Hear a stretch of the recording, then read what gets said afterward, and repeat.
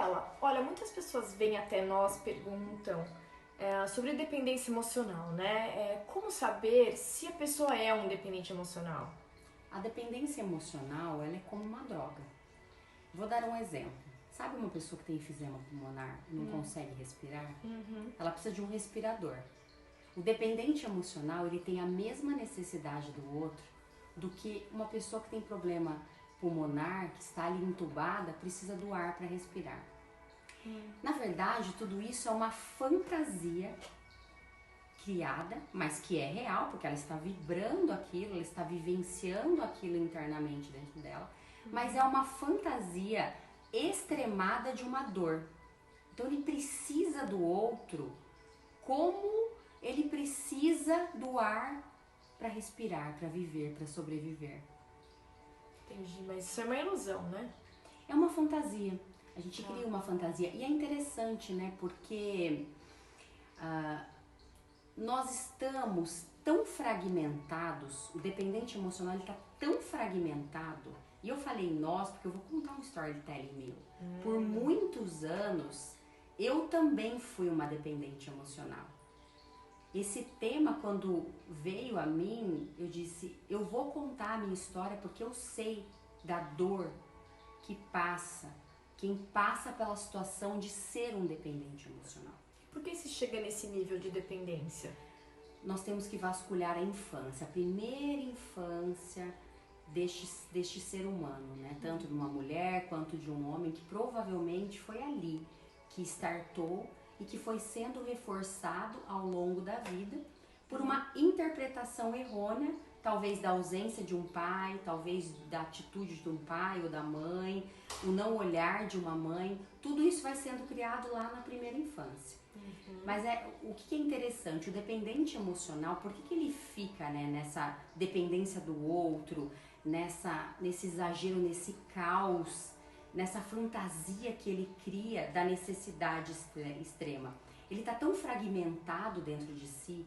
O que é o fragmento? Né? Ele está tão dividido, ele não sabe quem ele é, como se ele fosse partes dele, que faz parte, uma parte da mãe, uma parte do pai, uma parte do ambiente em que ele viveu, parte de relações que ele experienciou, que ele está desconectado do seu eu. Ele não sabe quem é esse seu eu, quem é esse ser que mora aqui. Então é um fragmento de si. Aí vem aquela sensação de solidão, de buraco, de vazio existencial.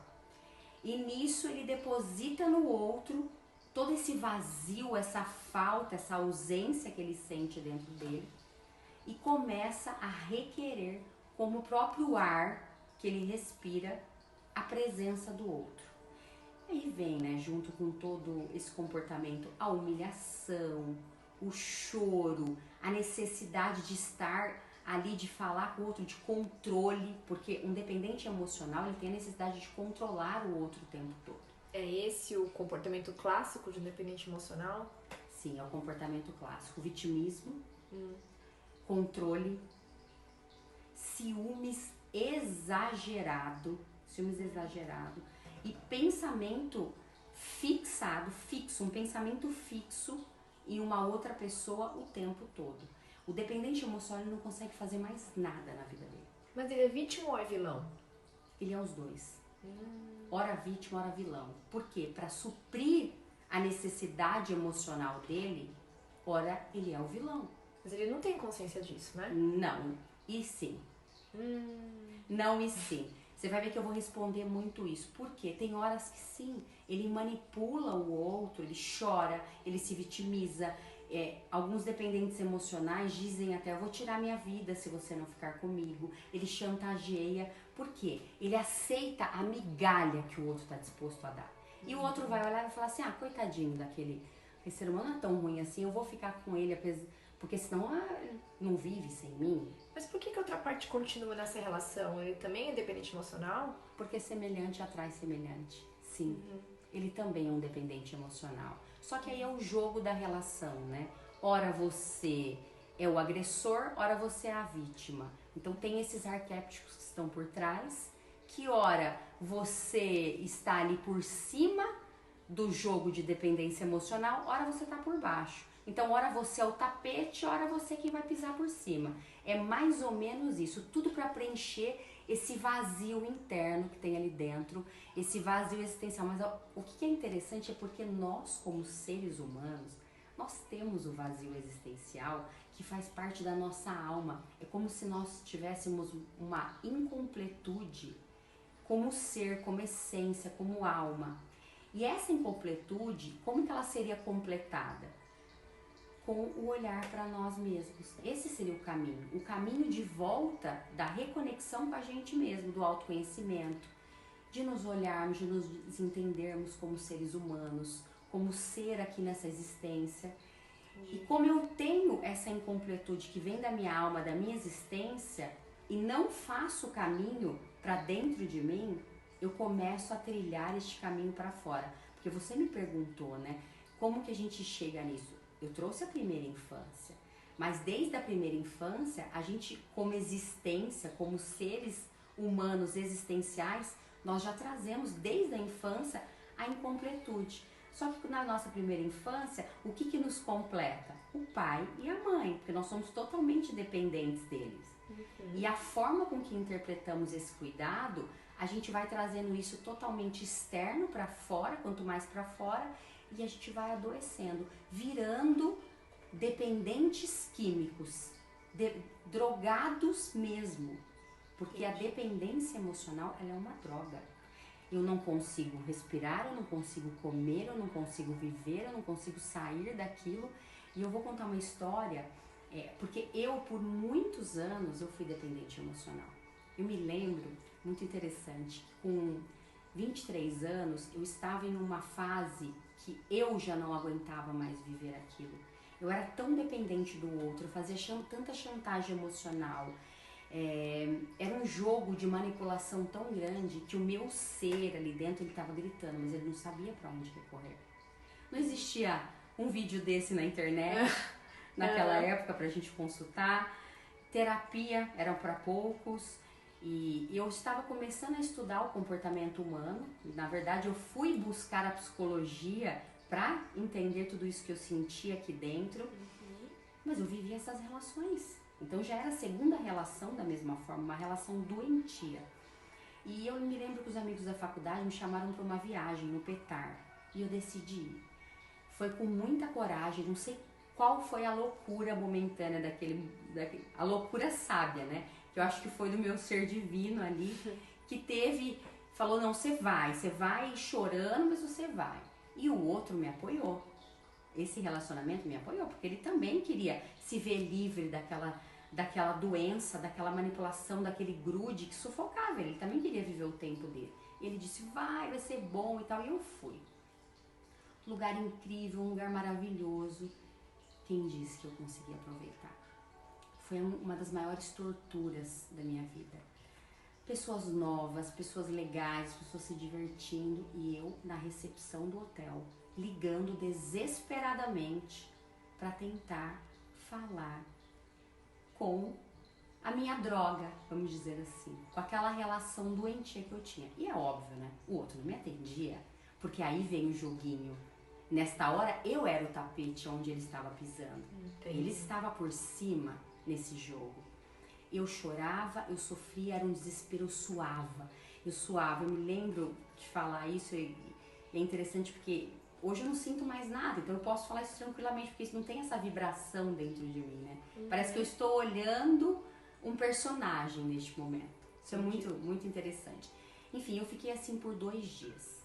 Desesperada, tentando falar de qualquer forma, e não conseguia, não dormia à noite. Uma amiga minha, ela tinha trazido um remédio que ela tomava controlado para dormir, porque ela tinha crises de ansiedade, e eu acabei tomando para dormir, porque eu não me desligava. No 3º dia,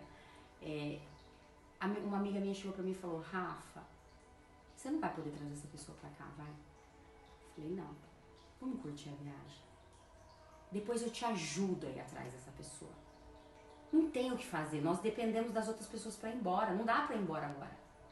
Você vai ficar chorando 5 dias? E eu resolvi me dar uma oportunidade, e fui. E eu lembro que a gente caminhou por muitas horas nesse dia, porque a gente ia fazer um show em uma caverna. Nós estávamos com uma banda tocava reggae, e eu me lembro de ser a experiência mais incrível da minha vida. A hora que aquela banda começou a tocar, que depois de caminhar muito, que aí você trabalha um pouco ali, né, do teu corpo físico, ver outras pessoas, outra imagem, eu me dei conta que eu estava fazendo um detox forçado daquela situação. Olha. E eu comecei a olhar aquela situação de uma maneira diferente e viver ela de verdade. Viver. E eu me lembro de ter, por algumas horas, ficado sem pensar na droga. Naquela droga viciante do meu corpo. De vez em quando eu pensava, o coração disparava, eu suava inteiro, porque é dependência mesmo. E eu voltava para o momento presente. Eu conheci uma pessoa e acabei também me relacionando com essa pessoa nessa noite. E o mais engraçado, porque não existe coincidências, não existe endereço errado, essa pessoa também estava tentando se livrar de uma dependência emocional. Ela estava ali pelo mesmo motivo que eu estava. Olha.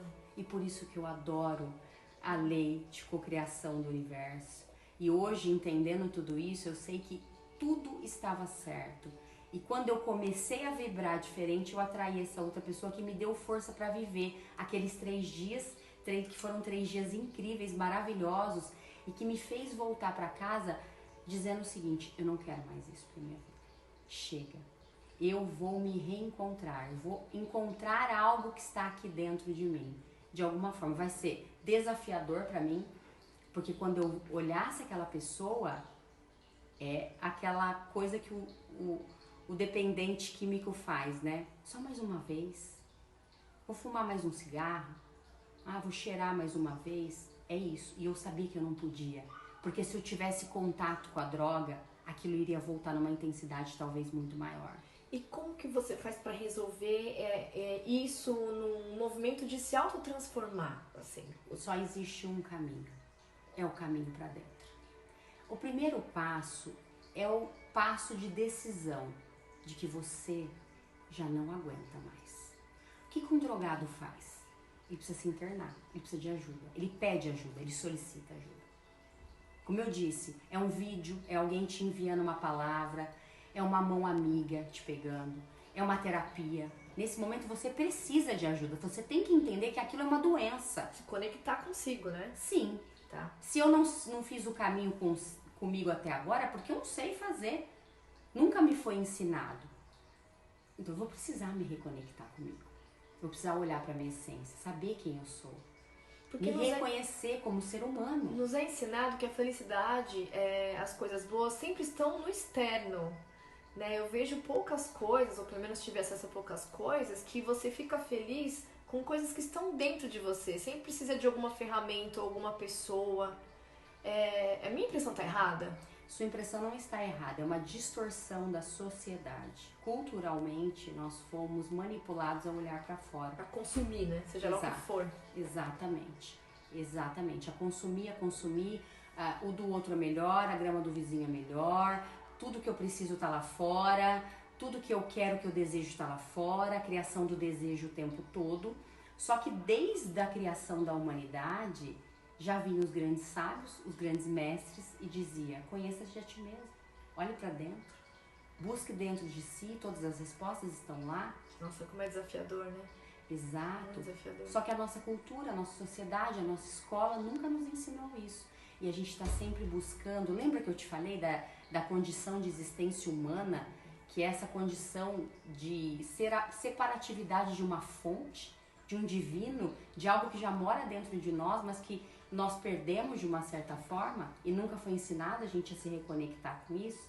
Esse é o caminho de volta. É o caminho de olhar para dentro.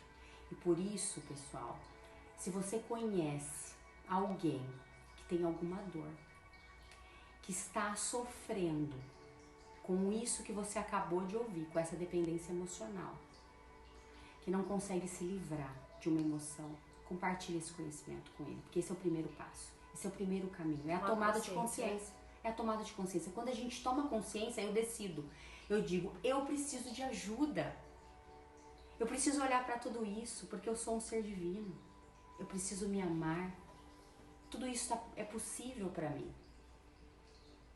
Muito legal. E é assim que a gente vai trilhando o caminho de volta. compartilhem esse vídeo, compartilhem esse conhecimento, porque isso pode salvar vidas.